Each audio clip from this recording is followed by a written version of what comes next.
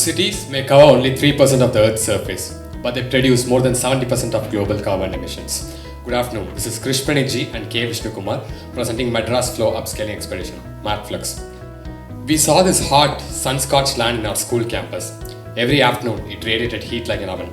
That's when we realized sustainable cities don't start elsewhere, they start right where we stand. First testbed was a barren patch of land behind our school's canteen.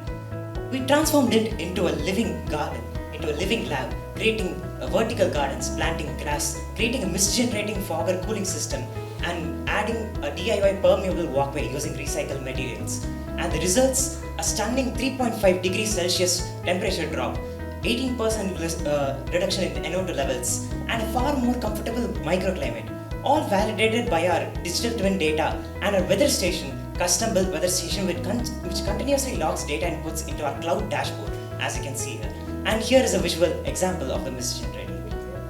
Next, for the first time in India, the first school to have a digital twin, that is a digital twin engine built on a virtual physical thermal environment replica using QGIS, OpenFOAM, and our custom-made sensors to simulate how wind, heat, and pollution flows through our spaces, helping us in testing and validating all our interventions before actually building them for environmental problems. And here, we've already modeled the hydroponic green wall, which is green corridor for directing the northeast sea breeze right to this place, dynamically cooling our campuses and classrooms. This project has impacted over 5,000 lives in our school. And this is the twin of our latest innovative product yet, EVAP fog tiles. And this is the implementation of the same within our school campus. But what is it exactly?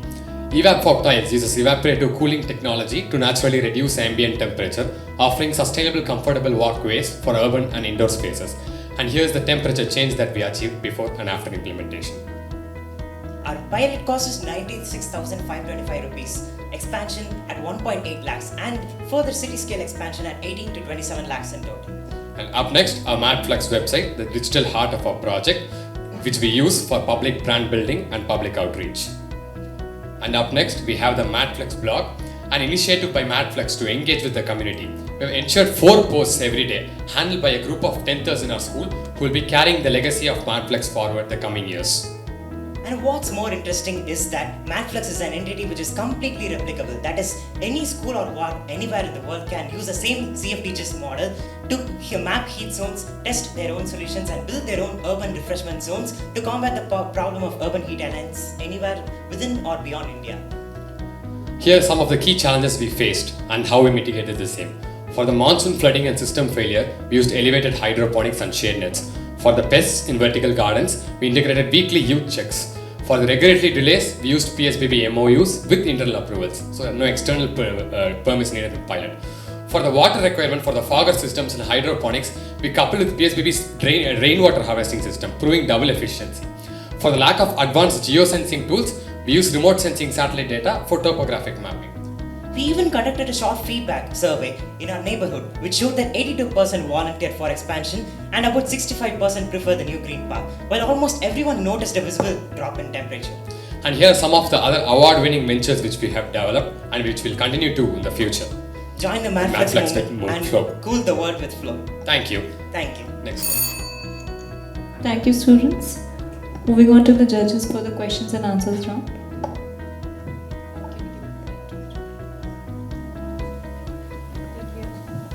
The time starts now. Congratulations, great initiative, guys. My first question is, how long have you done this installation? How long has it been in your school?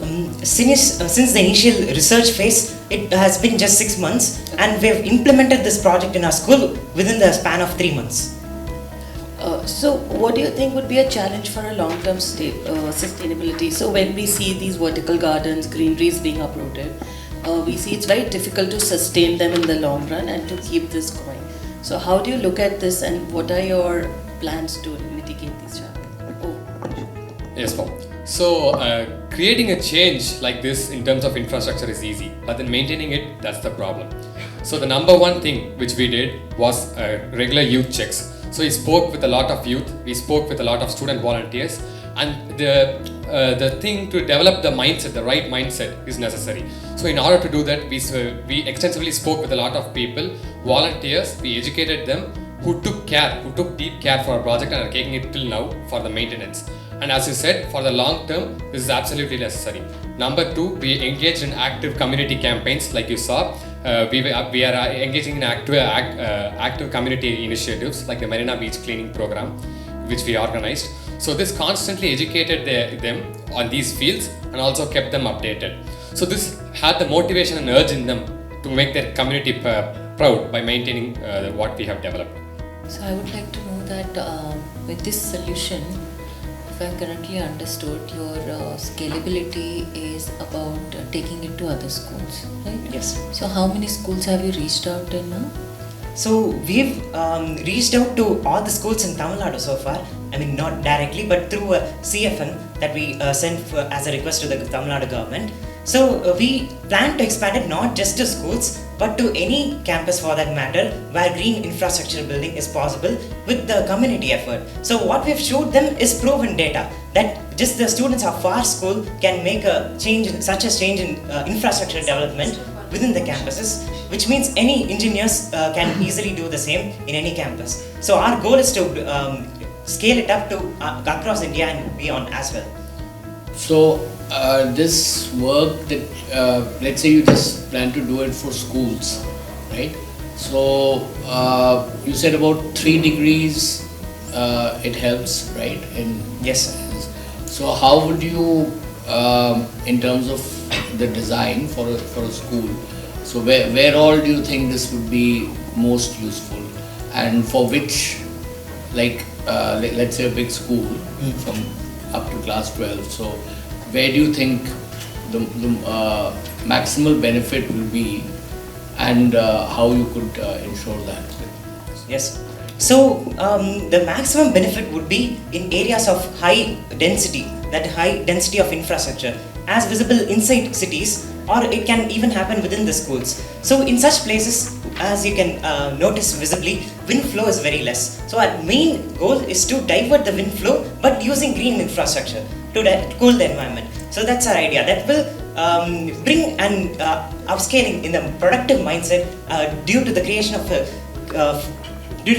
a peaceful environment within the campus, and this can be applied anywhere.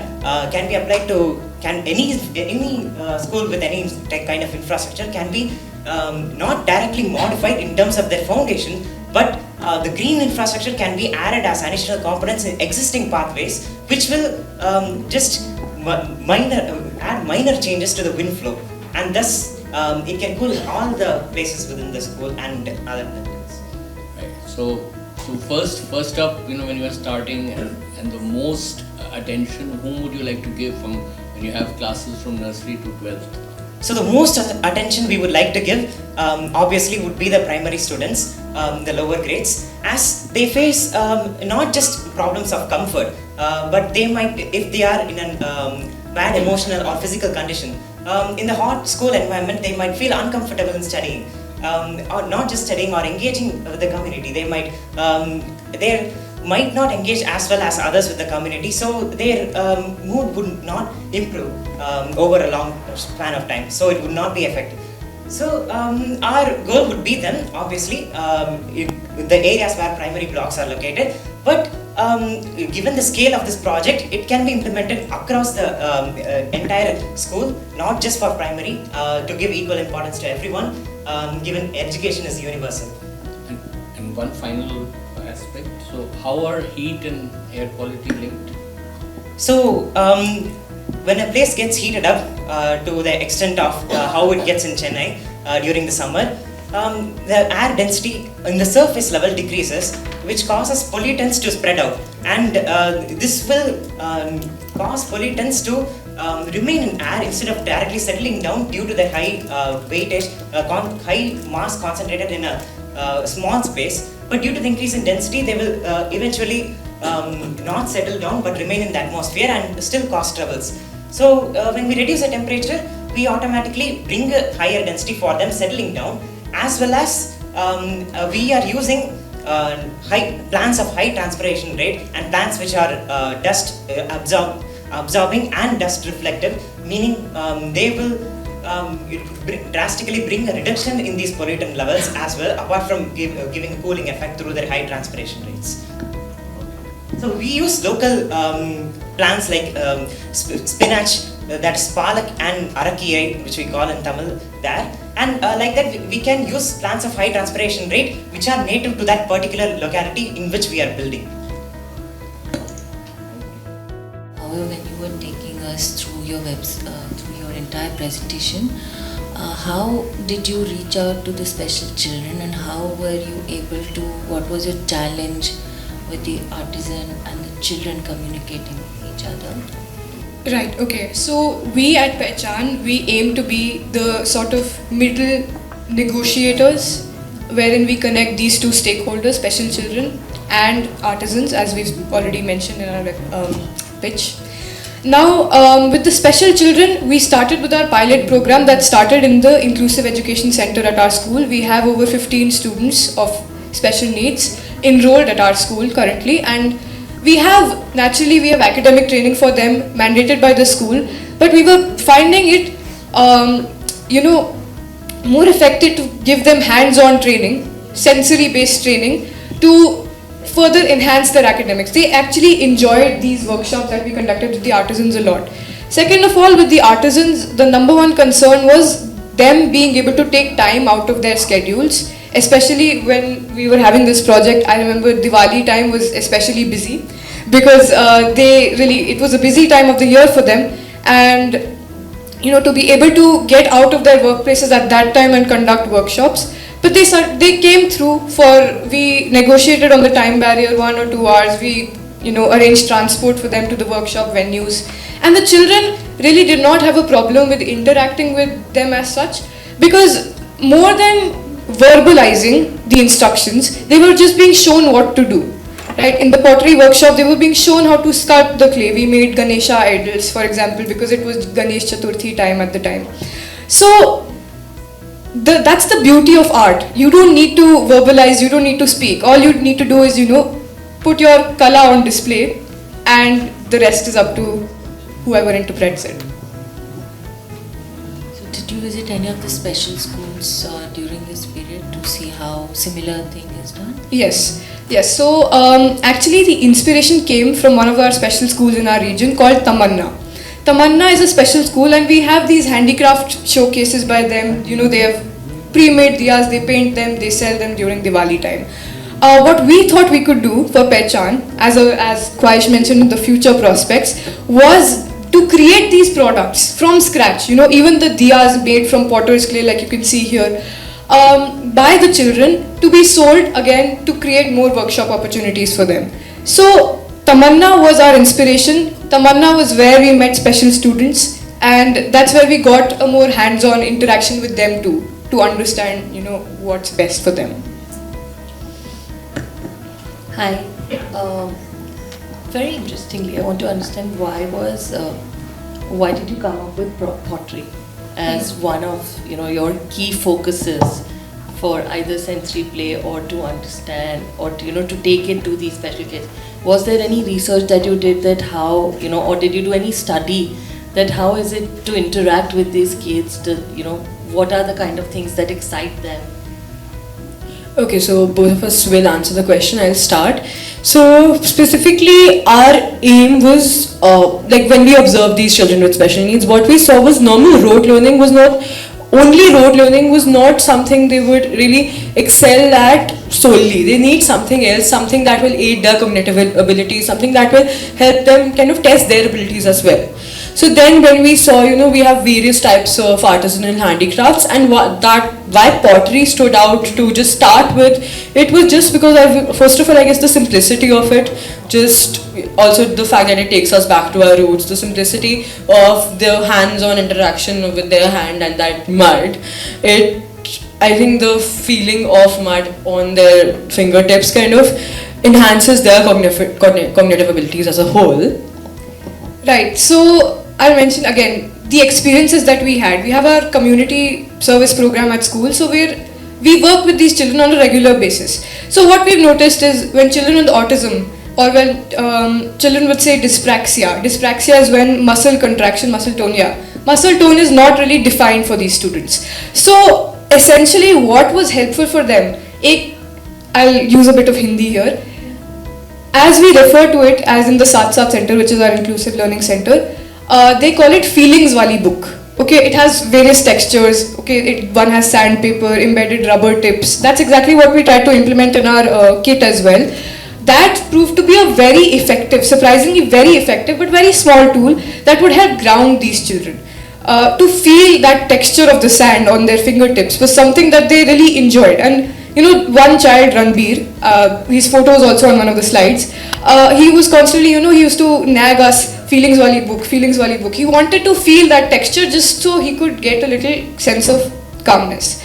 So that is why pottery engaged, because let's be honest, we come from a very privileged background. There are multiple pottery workshops, 4,000, 5,000 rupees per hour that we see as therapeutic. But we have our artisans, right? We have our artisans who are struggling because of this inherent capitalism and the increase of consumerism that we have, that we're suddenly marketing something we've had for thousands of years as a unique, authentic Indian experience.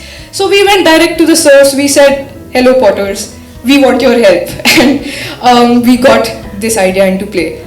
Also, the fact that clay in our Saath Saath Center and Tamanna as well is used as a reward. Kaam khatam karo to clay ke saath khelenge. That's the basic foundation that we built upon, and that's why pottery was chosen. Same with paper mache. Paper mache is also sculpting in a way. Great. I mean, a very close topic to my heart. I know someone very closely now, the very renowned sculpturist, a special child, and great initiative. Thank you, ma'am. Thank you. It's very good work that you're doing. But again, whenever I have interactions, and because I have to be a public health physician, so I always emphasize that it's great to be really close, to the trees, but then you must see the forest also, and therefore it is very important to understand that you have all these children who are there in your the mainstream schools, but there are many who are not actually there. So so what is the extent of the problem in terms of your denominator, which is all the children that you have? Then amongst them, what proportion have physical disabilities, what have intellectual, what now, which we're recognizing, have mental health issues. Yeah. So there's a whole spectrum. So my the short question of the long story is that when you're going to look for information, right, in our contextualized Indian environment, how would you look for information on whatever you have described for these categories of students? Where in the internet would you look up the information which is relevant for India? Right. So mainly, this was actually a 2-year research thing. We'd worked on several other products for children with learning disabilities and special needs. That is why Pehchan came into being at the end as a very effective way. So you're absolutely right, finding concrete information, infographics, statistics on the matter is important. Of some studies, the numbers are again very varied because there are multiple types of disabilities, but if we talk about learning disabilities in general, 15% of the population in India, particularly children, school-going children, are diagnosed with some kind of a learning disability. Now the number climbs when we talk about attention deficit hyper disorder, for example. We see, I'm pretty sure everyone has Instagram on their phones installed, right? Reels, biggest attention killer. Okay, so the attention, not just Pehchan doesn't apply to only children with learning disabilities, however, that's how it started. But when we talk about, therapeutic art in a sense, it's all about, building that connection with your roots. Okay, so statistically 15%, like we said. In fact, we wrote an outreach mail to the PMO to integrate this in one of their education schemes so that we could have access to children in government schools as well to work at a wider scale. Also the fact that this does not just apply to children with learning disabilities. So we have the general masses. I mean, personally, we thought in the workshops that we were also quite engaged, and we were taking so much interest in it that I took up pottery sculpture after the workshop with potter's clay, because it was such a good experience and it kept me away from the screen for a very long time personally. So it can be interpreted as various ways, starting from special needs, and that is how we plan on scaling up. Respected judges, teachers and all my fellow participants, I'm Kalpana with my partner Satyam from Vidyagyan School Sitapur. Today we are here to present our project, that is Trinetra, an AI powered safety device which is designed to protect women and girls before the crime happened, not after. According to UNICEF, more than 370 million girls and women globally, that is 1 in every 8 women, is sexually assaulted before turning 18. And in India, according to NCRB report, a rape case occurs every 16th minute and 90% cases go unreported. And recently, the Kolkata doctor case shook the whole country and the nation. And everyday newspapers carry at least one such stories, and people protest afterward, candles are lit afterward, and systems move afterward. So we asked ourselves, what if this crime never happened? And this question gave birth to Trinetra. We also conducted a small survey in our campus and nearby village. So most of the females said they feel unsafe while traveling alone, especially at night. They are glad to hear that there could be something which is small, affordable and easy to activate. So every feature of Trinetra is designed based on the real user's demand, not an assumption. Now let's see how it works. When a girl feels unsafe and she presses the hidden trigger, it messages to universal emergency number 112 to inform the nearest police station. And second, it auto calls the women helpline number. And the third one, most important, through cell broadcasting, it sends an SMS to all the nearby phones, which contains a real-time location link of the victim and the images of perpetrator and the surroundings. And third, a short help-seeking note, so that when a girl cannot act or run or shout, Trinetra acts for her. We are trying to get in touch with Ministry of Home Affairs and Pari Foundation for the permission of cell broadcasting, and we are also made our prototype under the guidance of a professor from MIT University, and we received as a seed funding 12,000 rupees from the Sinata Foundation. And currently we are buying all the parts separately, and this makes our prototype slightly costly. And in future we are planning to collaborate with chip manufacturing companies, which will make our technology more compact, and it will reduce our cost greatly. Because Trinetra is not a device, it's a promise that no girl will feel unsafe again. Because when third eye opens, doom and destruction of evil follows. Thank you. Thank you. Could you actually just go to the survey that you had done? Yeah. So did you use all these things for designing your product? Yes, ma'am. Yeah. So And actually, when I look at this, there's one thing that you missed out. It's about hidden activation, so attacker doesn't notice. Yeah. Right, so you've got 25 responses on that. Yes, ma'am. Right, so how have you used this requirement? How have you been able to capture this need of theirs in your solution? Also, actually here's the button which the victim, the girl will press, and it will activate our device, and then it will start its functionality, it will message the police station around. So actually it talks about a hidden activation and the attacker doesn't notice. Yeah, attacker will be far away, and he does not know where that button is. So, thank you.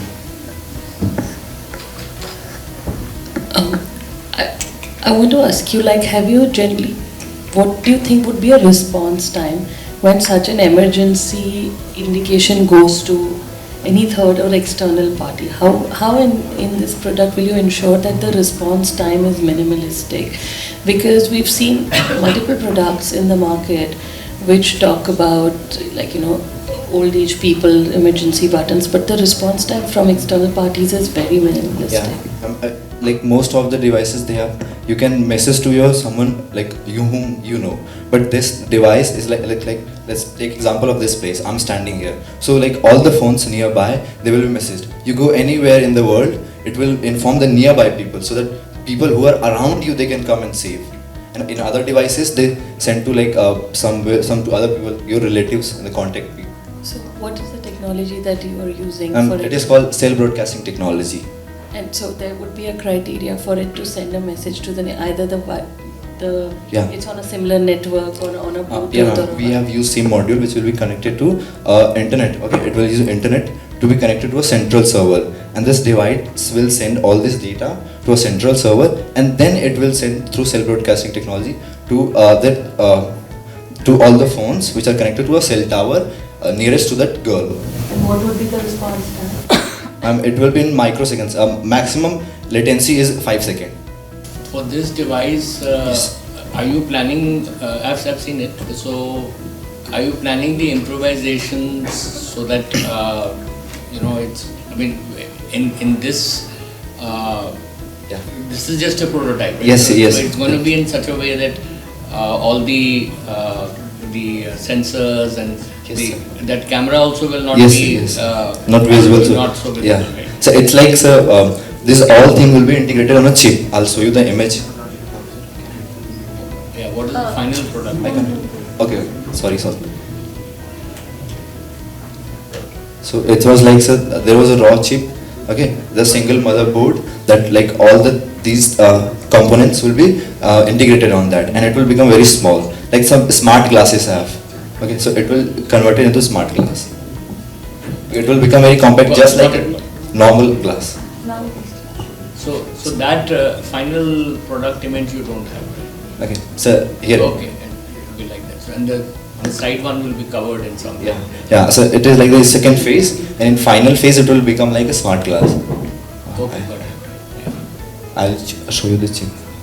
But there is no way in which this is also connected to the guardians or close friends or.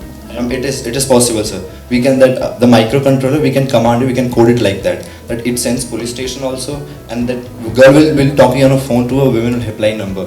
Okay, and we can also say like when it send messages to all the nearby phones, it will send to some contact person.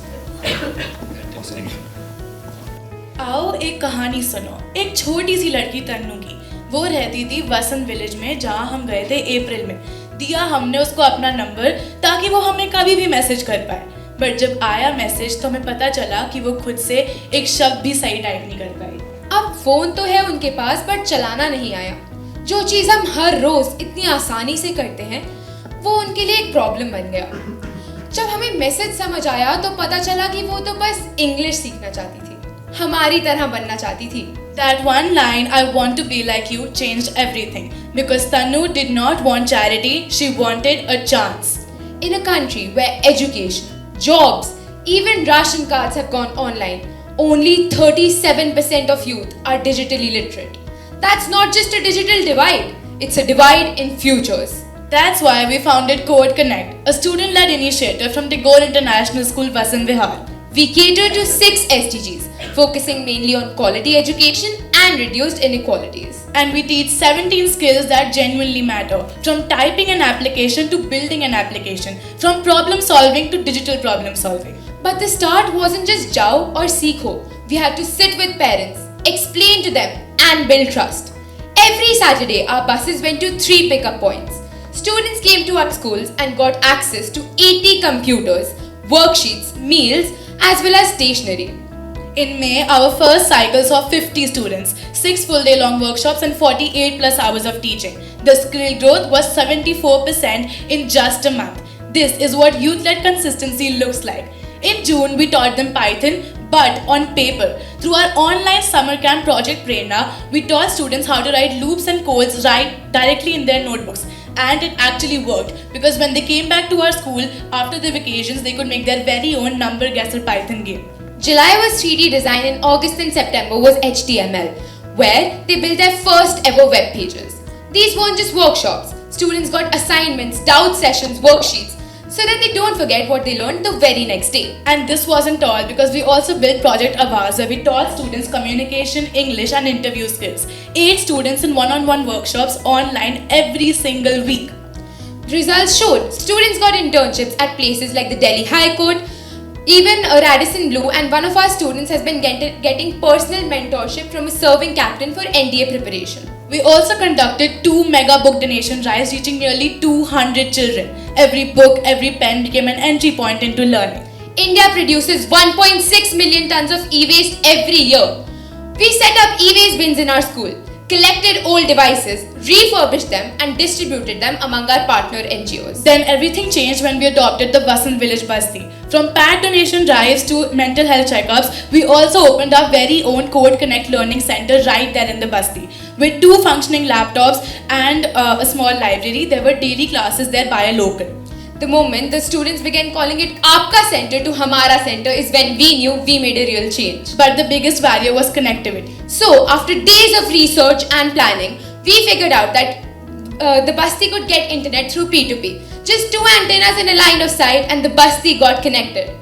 We also opened our very own Code Sathi website, made by the students that we taught ourselves. They built a national learning platform where they could teach digital literacy through games, interactive worksheets, and it was built by the same students we taught. With 3,800 website visits in just a month across 5 states, this is our scalable national platform. We also became the only ones to be invited by the UN Women to the Global Women Tech Town Hall. With 115 volunteers, 17 collaborators, we have seen students returning as teachers. Also, we've also conducted virtuoso art mega Thank you, finals. students. So my question is with regards to the story. Tanu was the girl, right? So what happened to Tanu after that? Because many of the workshops that you conducted were online. So how did you connect with the same group of people? And how did you teach her and others in the same vicinity? Yes, ma'am. So to clarify, not all of our workshops were online, only during the summer vacation. So we didn't want the learning to stop, because summer vacation they were going back to their hometowns and they were not going to school. So that's why we decided to do it online. But for offline, Tanu was a part of the Vasant Village Basti that we adopted, and that's not the only Basti that we've reached out to. We sent buses to 3 pickup points. So that was our initial plan. So instead of, because it's very difficult to just give every single person a phone in the start, that's why we invited them to our school. We opened our school every single Saturday, had so many volunteers come in, and then that was our initial phase of teaching them inside our school. But that wasn't all, because then we opened a learning center inside that very Basti. So the Basti was like, it had a class time of 5 to 6. They could go to their school, like the government school that they were already going to. They could work at their home, and then they could come and attend that one single class that was happening, and even access the functioning laptops that we set up there. When you look at the next 2 to 3 years, what is your aim? Where do you plan to take this to? So, in the next 2 to 3 years, firstly, we plan to expand. Firstly, the center, we've only set up one center for now in the Basti. We want to set up more such centers because we've actually seen students progress through these centers. Secondly, we have a model that can be replicated by any school very easily. So, we want to increase our volunteers from other schools as well by actually giving this model to other schools for the Bastis near to their school. To add on to this answer, we've already impacted almost 8,000 people through our initiatives, and we plan to scale because of reaching out to other schools. A P2P connection can be installed in any area. Like we were close by to the Vasant village, so we could install it. But any school, for example, in Dwarka, in any place for that matter, can just have a high-rise building and install this antenna that we have modified ourselves, and they can build it there. So that is how we plan to scale it and expand across Delhi, and the website, of course, is national. So that is how we're working. I happen to work in Vasant Vihar, so I'm kind of aware of that area and the issues in it.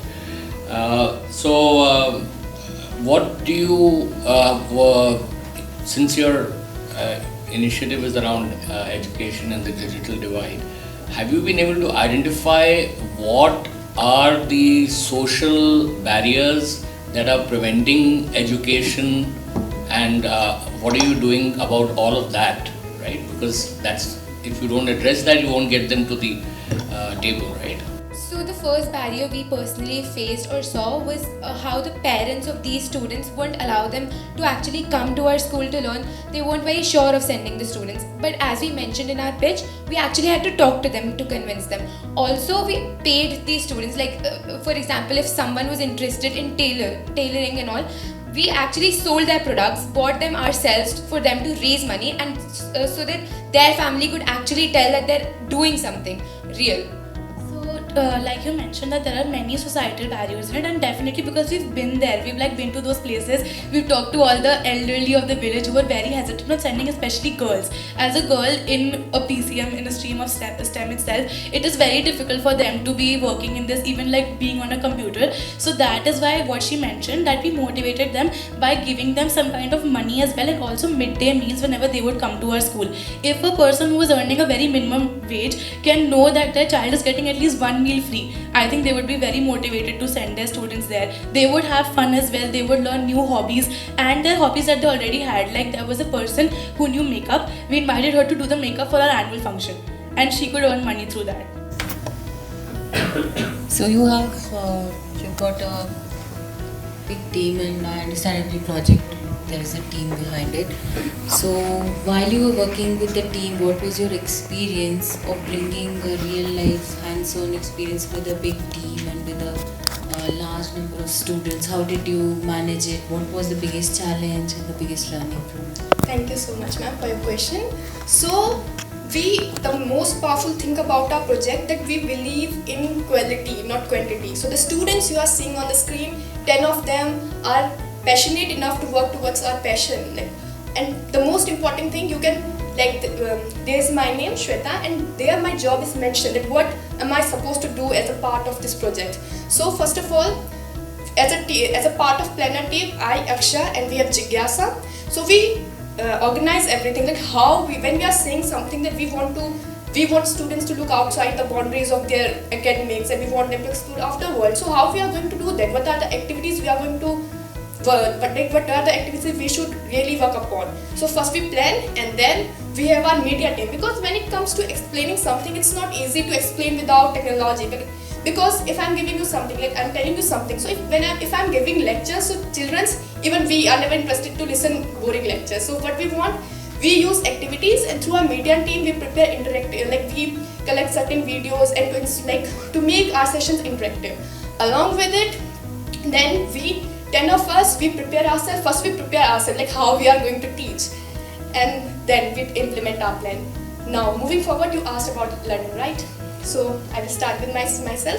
And so we often carry the fear of judgment, fear of imperfection with us. So through this project, I came to know that perfection, when it comes to perfection, so it comes along the journey. You cannot be imperfect overnight. You will get it, but along the journey, each step, each failure will teach you something or another. So this is the biggest learning I get from the pathway to prosperity. And we fall many times when we started this initiative, but yeah, we bounce back every time. And today we are here. Moreover, I would like to add upon, I want to tell many things, but Shweta has already covered. So I will share one of my experience, when we were concerning about the fundraising, how we come from a rural background, so our parents can't afford such a big fund. So then we created eco-friendly pens, decorated files, other recycle items, diyas, rakhi, and greeting cards. Then that experience told me planning, accountability, and resource mobilization, and it gave me immense exposure, how can I handle myself and in such a tragedy. That was my experience. Thank you.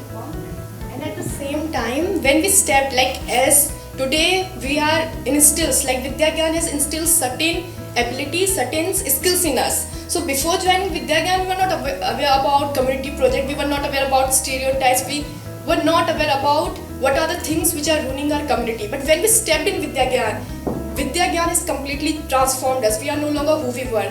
And when it comes to fundraising and other things, we don't come from a well-to-do family, as we are part of a middle-class family, but Vidyagyan has always supported us, and today we are, and one of the most powerful thing about Vidyagyan is we are learning just because of the ideology or mission of Shivnada sir to giving back to the society, and truly we believe in this particular idol, and we believe that if we are having something, we should truly give it back to the society.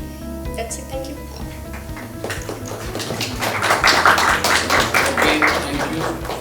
So one thing I must say about your presentation, what I really liked was that you very clearly articulated what you are going to do, right? So I think this is a learning for everybody.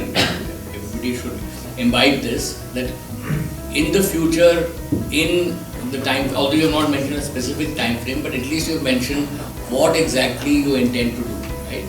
So that is one thing. And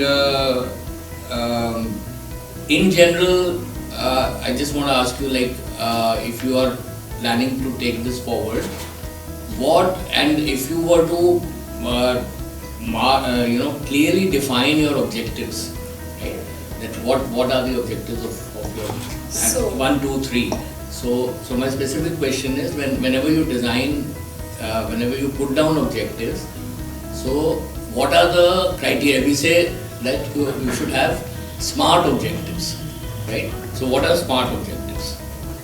Do you know what is meant by SMART objectives? It's a very technical question, but since you have already done, there's nothing else I can ask you. It's a very good presentation. Thank you, sir. Thank you for your question. Honestly, I'm not like, I will try to answer you the best way I can. So when you are talking about SMART objective, are you asking us what are the smart things, like what are the tools we are going to implement our project forward, or are you asking us what are the Okay, I'll give you a more of a hint. So the SMART, each of the 5 have a meaning. Are you aware of any of them? They all have a meaning. It's an acronym. We are not aware about it, but we can guess. Guess any of them. S for smart, M for mindfulness, or something like that. I mean, I'm just guessing. S is specific, M is measurable, A is attainable, R is realistic, T is timely. Yes, okay? sure. So Now always think in these terms for whatever you do. Alright, very good. So now I can answer your question. Thank you for that question.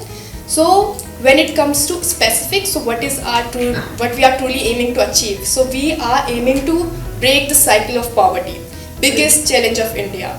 So education is the most powerful tool, as rightly said by Nelson Mandela. So we are using education to break the cycle of poverty. Moving forward, when it comes to specific, how we are going to implement it. So we are using today's youth. We are empowering youth to break this cycle of poverty. Along with it, we truly believe that when it comes to education, so there are certain misconceptions, prejudice or stereotypes about education which are ruining our society, that it's only about scoring marks or it's only about mugging up things. So this is not reality. Education is more than that. Education is about reaching outward. Education is about talking about everything. You should know what truly is instills in us, like what truly exists in our society, what are the problems. So we want our youth to be concerned about this, and not only the one who know about this, we want rural people, rural students to look upon these things and these issues.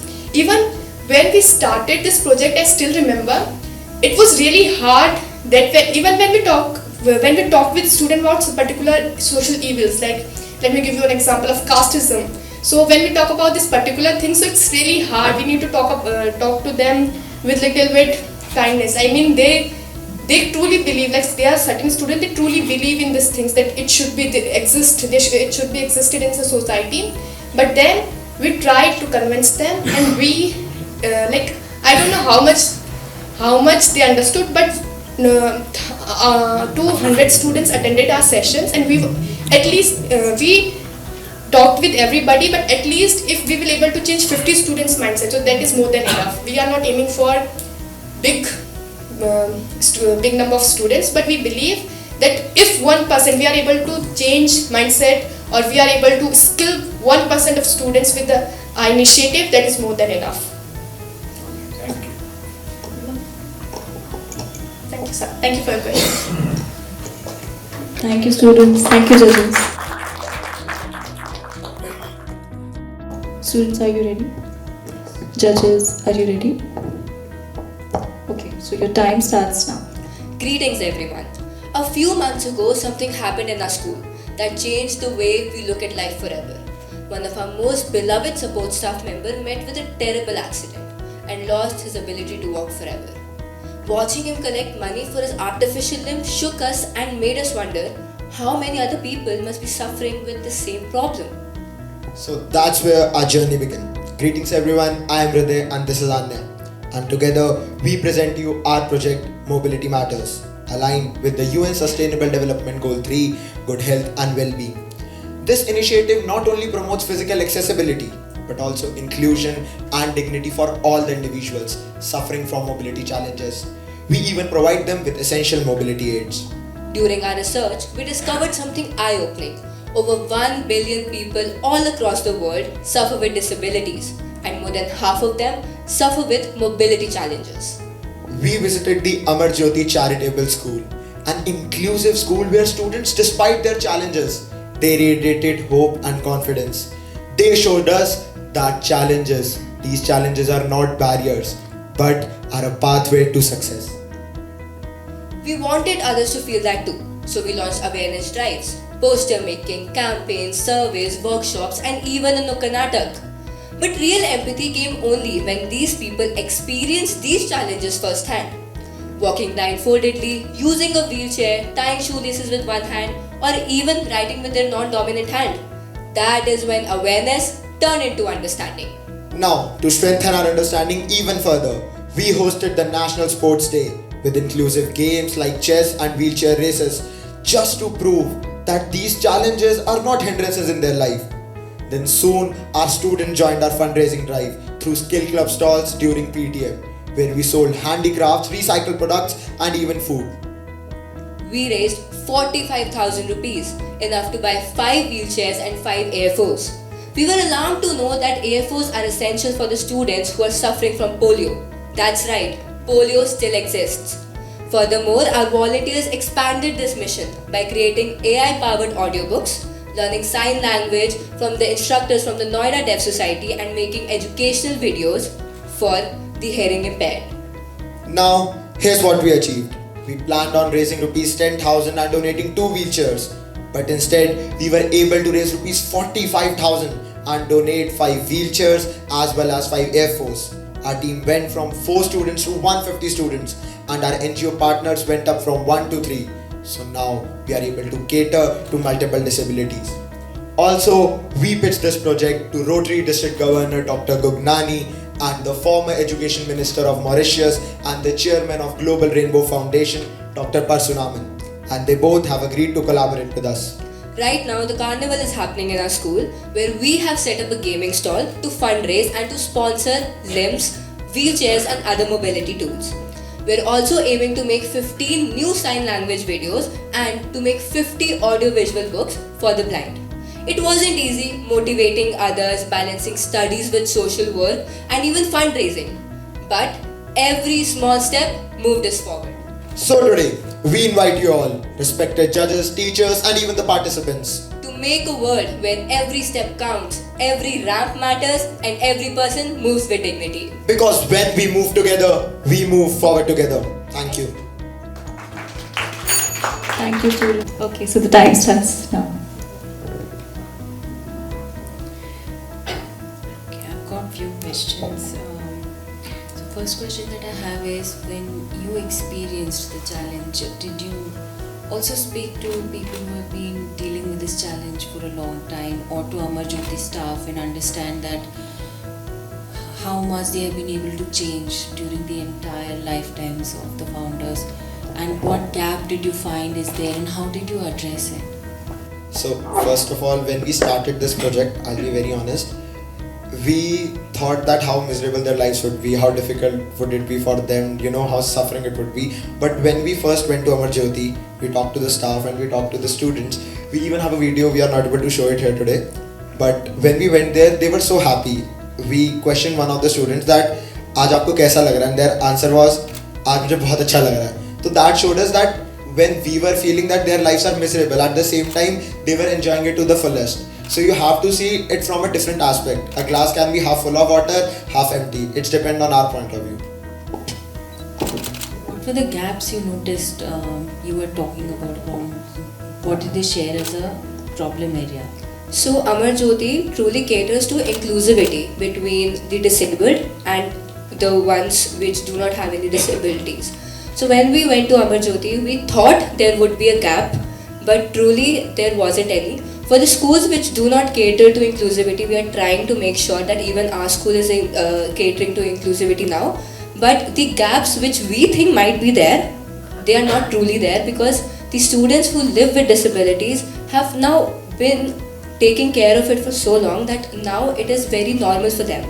And how they act with us, for us it may be that we might see the gap there, but when we actually interact with them and we talk to them, as we did, we spent a whole day there, it felt very normal and it felt very happy, because we were very astonished by how it was very normal between us. So mainly, to know the gap, people should just interact with them, treat them normally like how we treat each other, and then they would know that there is not a gap at all. I will rephrase my question. By problem gap, I don't mean to say what is the gap between two people. I'm saying what was the issue that you felt they need addressed. So first we started it, we were only collaborating with Amarjyoti. So we tried to form a relation with them, our school and the Amarjyoti Charitable Trust. So like we saw that they had the plan of inclusivity. So we tried to implement it in our school, while at the same time we saw that the main problem that they had, that they were lacking funds for the wheelchairs, AFOs and all. So our school could help them in that. So we are doing it. We bought wheelchairs from them. We paid for the wheelchairs. And our carnival, it started at 11 and it's still going on. And we have already collected more than 10,000 rupees there. So we are giving them funds while we are adapting their inclusivity program in our school. So it's a relationship. And similarly, now we have started catering to visually impaired and even hearing disabilities. So like the Noida Deaf Society, whom we are collaborating, they provide us with the instructors so that our students, they could learn sign language, and in return we make the audiobooks and we give it to them. With the National Association of Blind, we are also collaborating with them. So they have a blind room there, and through which we could go there, experience how the blind people experience their daily life, and they have a cost fee of 100 rupees, and that fee goes to charity there as well. So we send our students on daily visit for that experience and for also interacting with their students. About the videos that you made on sign language, how did you share it? Yes, ma'am. So when we made these sign language videos, we had the supervision of all the instructors who are professional in sign language. We also have an app which tells us the same actions we need to do for every single word. We had a team of 4 students for every video. They had added subtitles, they had added animations, and later they had added sign language everywhere. And even when we collaborated with the Noida Deaf Society, they had sent these videos to their students and also their own connections and other NGOs. So we made sure we also uploaded them on our social media. And as you talked about the impact, so the main problem there was that the staff and the students they were catering to, there was a huge gap in them. So they needed people who could work for them, who could create those videos. So we made those videos which helped them teach the students. So this was the impact. Okay, this is a very, very good work. Hridaya, you should work also in cardiovascular health, going by your name. But yeah, that's just one like to know. So what I just wanted to understand, because you already got 2 eminent champions, so to say, to back you.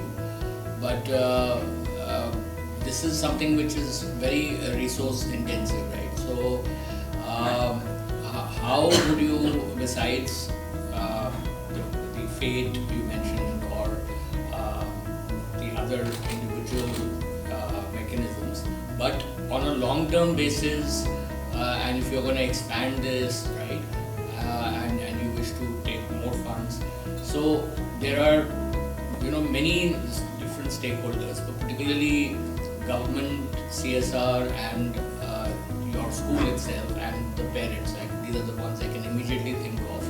So how are you planning your fundraising campaign?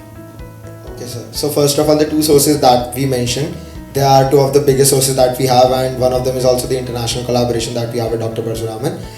And also we are more and more trying to bring this Mobility Matters, our project, into Rotary, because as we all know, Rotary is a very big organization. So including this project with them will solve our problem of funding to a very big extent. And also, as you talked about parents, so we are trying to approach those parents who are ready to donate, who want to do the charity work.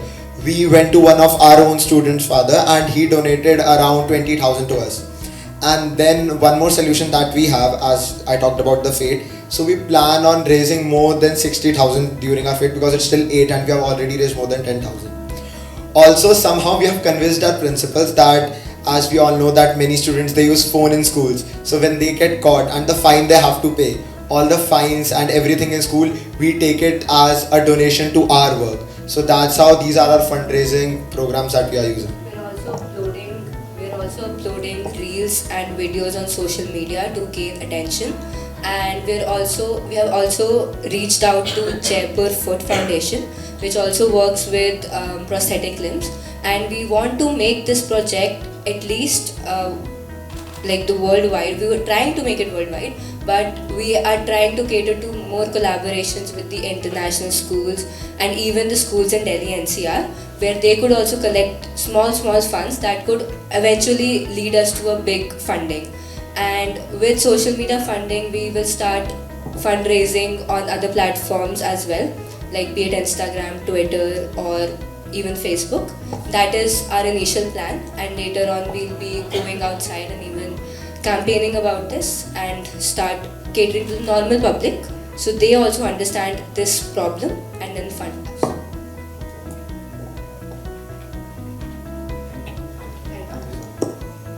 Thank you so much, students. Thank you, judges. Actually, every team which has done real hard work, and of course the teachers have a very important role to play in supporting them, and it's very heartening to see how much effort has gone, and how you have gone beyond the school boundaries very often.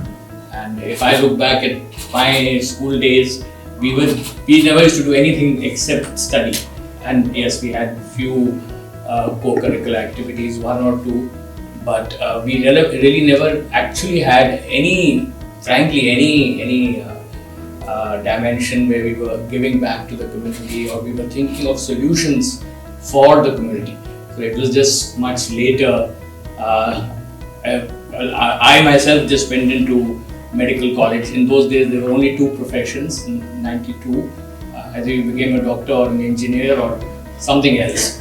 So that was what it was.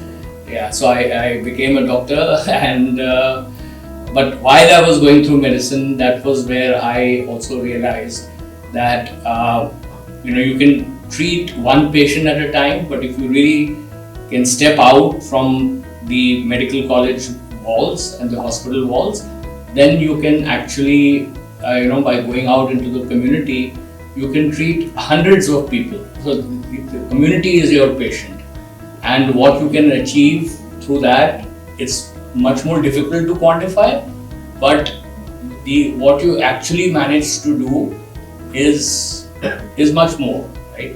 So I just want to digress to a small extent that, for example, a lot of my work that I did has been on how climate change impacts health. And so what we did over the years, we went into hospitals, we assessed, whether the hospitals were built for heat waves, for floods, for cyclones. That's why I found the work on the school part so interesting. So that is something which, helps so many people, right? So there's like hundreds of patients come, and if they can't even access a hospital, so hundreds of people get affected.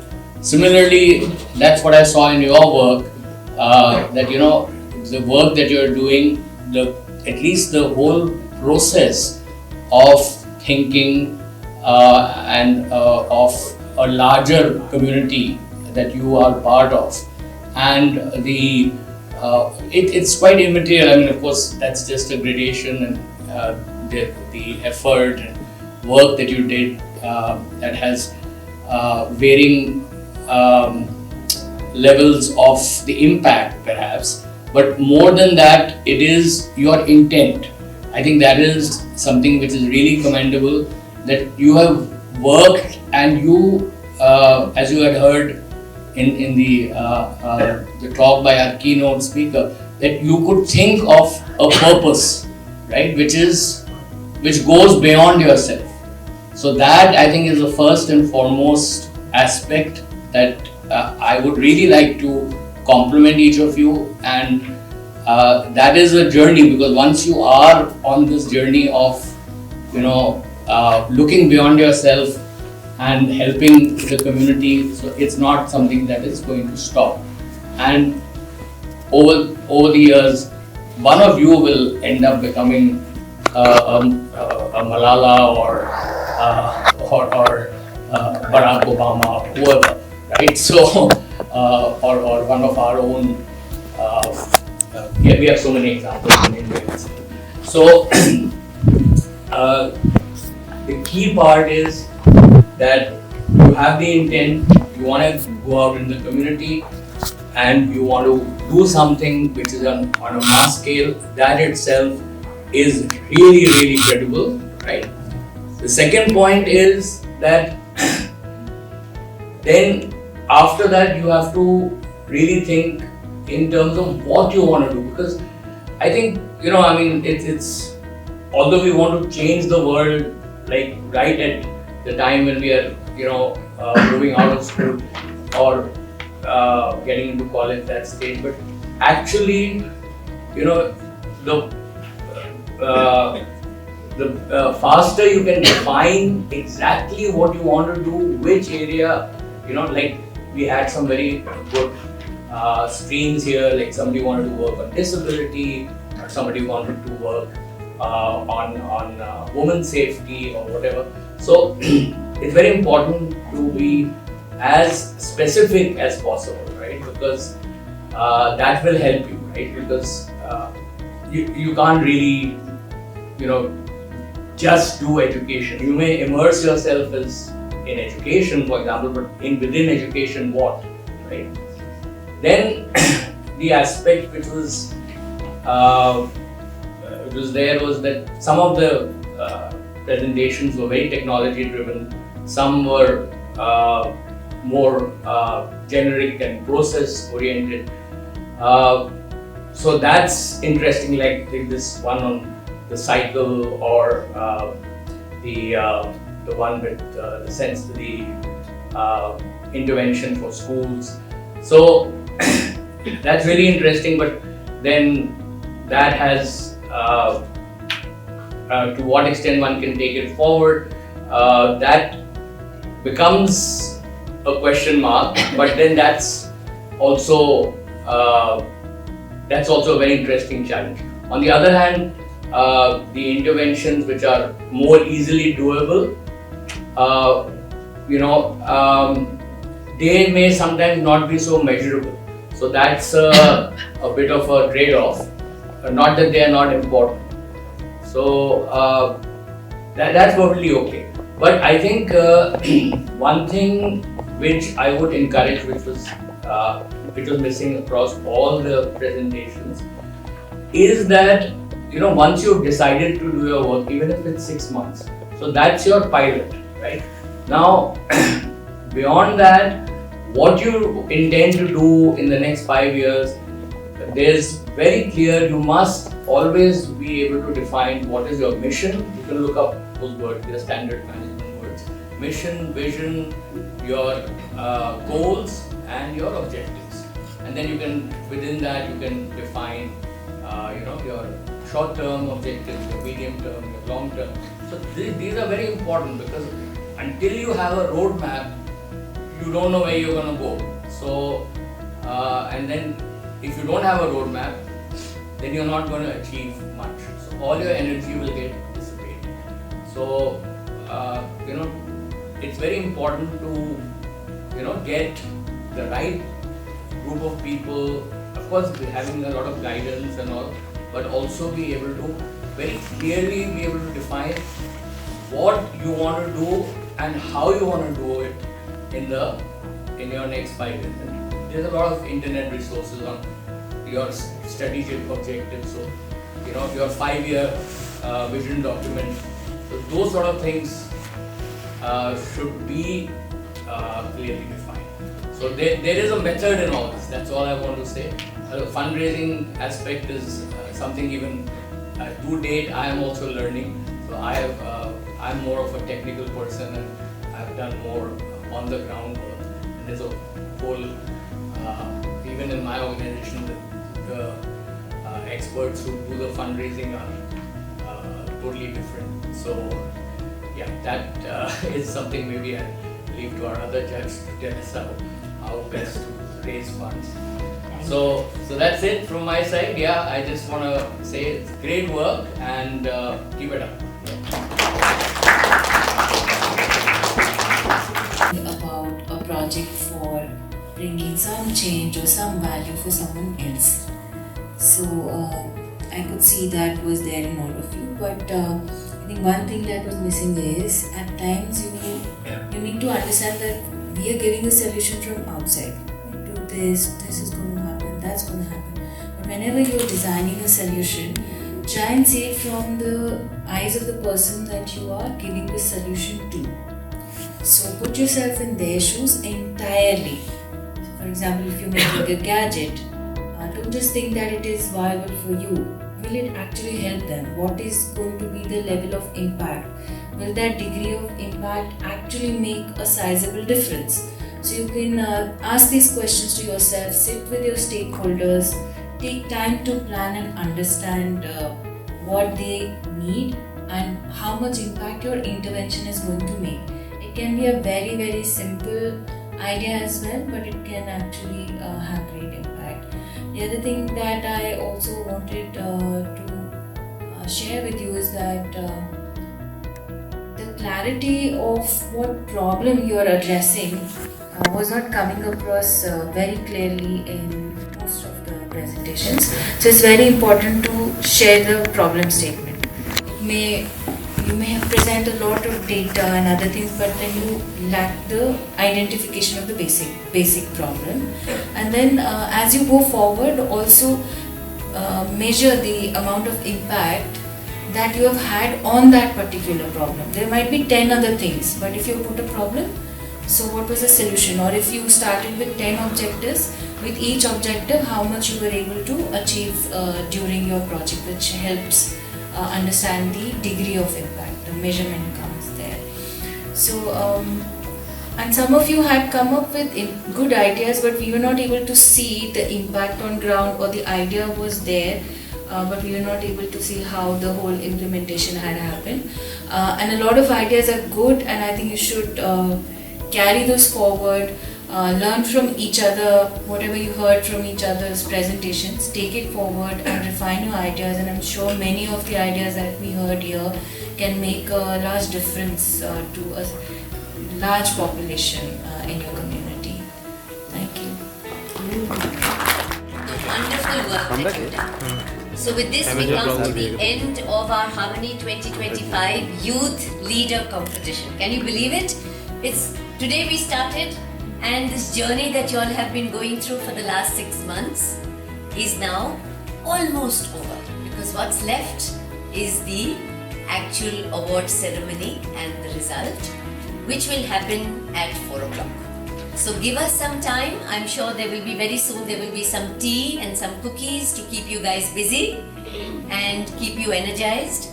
And 4 o'clock we are hoping to start with the award ceremony. In the meantime, I'm going to whisk the judges away to know if they want to discuss anything.